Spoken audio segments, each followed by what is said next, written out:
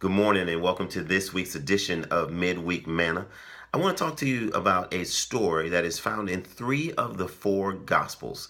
It's a very familiar story. It's found in Mark chapter 5:25, Luke chapter 8 verse 44, and St. Matthew chapter 9 verse 20. That's where this particular story starts. And it's a very familiar story to all of us because it's dealing with the woman who had the issue of blood, who had this blood condition. And this woman had searched and went from doctor to doctor for a number of years, and no one could give her the healing that she was in such desire for, that she was craving for. No one could do it. But this one particular woman, she heard that Jesus was passing through the area by which she lived, and she pressed her way through a great amount of crowds, a great amount of people, even past those that probably had an elevated status because she was in a condition that would have normally required her to be away from people, away from the general public. But she pressed her way, she makes it to Jesus, and then she just stretches out and touches the hem of his garment. Didn't get his hand, didn't get his foot, didn't touch him by the hair, just the very hem of his garment. And then right then and there, the virtue that came out of Christ and into this woman, she became whole. She became complete. Her issue was no longer an issue.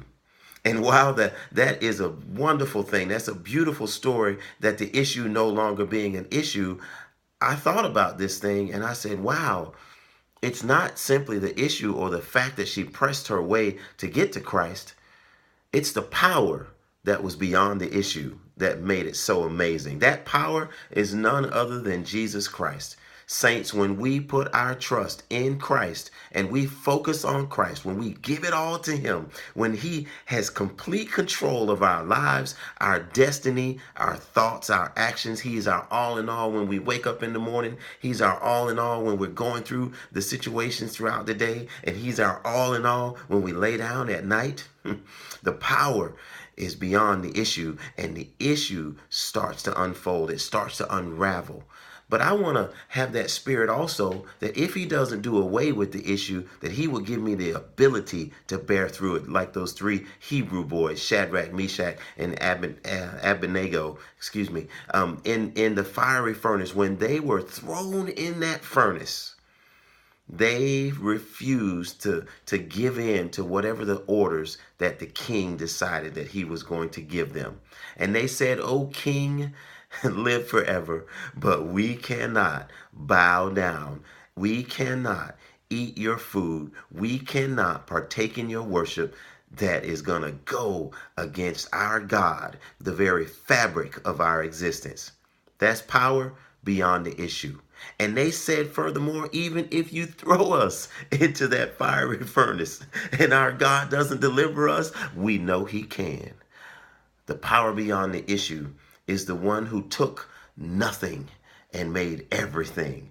He created the heavens and the earth with no bulldozers, no pickaxes. He just spoke his word. So my brothers and sisters, I encourage you today to think about the power, the capital P, that's beyond the issue.